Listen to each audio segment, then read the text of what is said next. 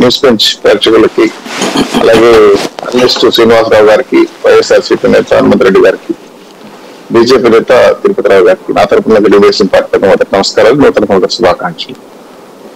రాష్ట్రంలో రాజకీయ పార్టీలు అన్ని అంటే నేనంటామంటే ఒక పార్టీ మీద 2 పార్టీలు అనేది జనరల్ గా మనం కూడా ఒకసారి సూత్రం తీసుకోవాల్సిన అవసరం వస్తుందేమో అని కొంత శ్రీనివాసరావు గారితో ఏకీభవిస్తూ నేల విడిచి సాగు చేస్తున్నారేమో ఒక డౌట్ వస్తుంది.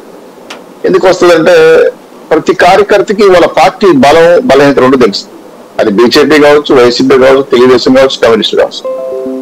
ఎప్పుడైతే జనం పార్టీ డిపిటీలు బట్టలు అనుకున్నారో మధ్యలో వారధిగా ఉన్న కార్యకర్తలు, ఎండాలు మోసిన లీడర్లు వీళ్ళు తటస్థంగా నిలిచిపోవడం కాకుండా శ్రీనివాసరావు గారు చెప్తూ మాట అన్నారు. కొంతమంది నాయకులు బ్యాగులు పట్టుకుని వచ్చేస్తారు, పారాషూట్ బ్యాగ్స్ లాగా అప్పటికప్పుడు, అంటే డబ్బులు తోపిసంచి. వాళ్ళు బిజినెస్ పీపుల్స్ కొంత పెట్టుబడిగా పెడతారు, 3-4 గంటలు వ్యాపారం చేసుకుంటారు. రాజకీయాలు వ్యాపార ధోరణిలో వెళ్ళిపోతున్నాయి.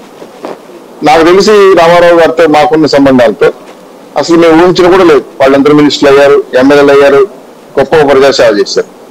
రాజశేఖర రెడ్డి గారి పీరియడ్ కూడా చూసారు. కొన్ని చాలా మంది సాధారణ వ్యక్తులు స్థాయికి వెళ్ళారు. సో కాలక్రమేణా ఈ కార్పొరేట్ సంస్థలు వచ్చి నిజ సంస్కృతిని రాజకీయ పార్టీల్లో ఇంజెక్ట్ చేస్తుంది. అది మేమైనా, వైఎస్ఆర్సీపీ అయినా, బీజేపీ అయినా, ఇంకోరైనా వీళ్ళేంటంటే సఫాలిస్టులని, అనలిస్టులని, అదేదో యోగకర్తలని పెట్టుకోవడం వల్ల ఏంటంటే వాళ్ళు పార్టీని శాసిస్తున్నారు. పలా తిరుపతిరావు గారికి శ్రీనివాసరావు గారికి కాదు, పలా హనుమంత్ రెడ్డి గారికి ఇంకొక శ్రీనివాసరావు గారికి కాదు, వీళ్ళ మధ్యలో ఇంకొక ఆయన సాయి గారిని మందులో పెట్టాలి, ఇట్లాంటి గేమ్స్ ప్లే చేస్తున్నారు. ఇది మేము చాలా పార్టీలో చూసామండి. వాస్తవంగా కూడా ఏంటంటే పార్టీ క్యాడర్ ఇచ్చేంత బలమైన ఫీడ్బ్యాక్ ఎవరు, ఎందుకంటే వాడు నిత్య ప్రజల్లో ఉంటాడు, ప్రతి మాట వింటాడు, ప్రతి రచ్చబండ గారు కూర్చుంటాడు, కొట్లాడతాడు, వాదిస్తాడు, కష్టపడి నిలబడతాడు, జెండా మోస్తాడు, తిరుగుతాడు. సో ఈ సిచ్యువేషన్ ఎప్పుడైతే పార్టీ కింది స్థాయి సమావేశాలు జరిపి అక్కడి నుంచి ఫీడ్బ్యాక్ తీసుకొని ఎవరు నాయకులుగా ఉండాలి, ఎవరు ఎమ్మెల్యేగా ఉండాలి తెలుసుకొని, ప్రజాబాహుల్యంలో ఎవరు బాగా పేరుందని బలాబలాలు, కులాలు, మతాలు బేరు చేసుకొని పార్టీ కుల పెద్దల్ని, మత పెద్దలతో మాట్లాడుకొని ఒక వ్యవహారం నడిపే పాతకాలం పద్ధతి పూర్తిగా పక్కెళ్ళిపోయింది.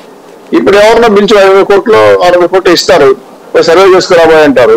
ఆయన పోతాడు, పలానా ఎల్లకి బాగుంది, పలానా పొల్లకి తక్కువ ఉంది, పలానా సుబ్బమ్మకి ఇంకా ఎక్కువ ఉంది సార్, ఆమెకి ఇచ్చేద్దాం అంటారు. ఆమెకి ఇస్తే గెలుస్తుందో, ఆమె జనాలు కలబడి పందమవుతారో, ఇవన్నీ కూడా బయట చేసుకునే పరిస్థితుల్లో రాజకీయ జనరల్ చెప్తున్నాను సాయి గారు, ఆ జనరల్. సో మా పార్టీ కాడికి వచ్చే కొద్దికి మేము కూడా సర్దిద్దుకోవాల్సిన అవసరం ఉంది. మేమే 30 ఏళ్ళు 40 ఏళ్ళు ఉన్నా కూడా రాజకీయాలు ప్రతిరోజు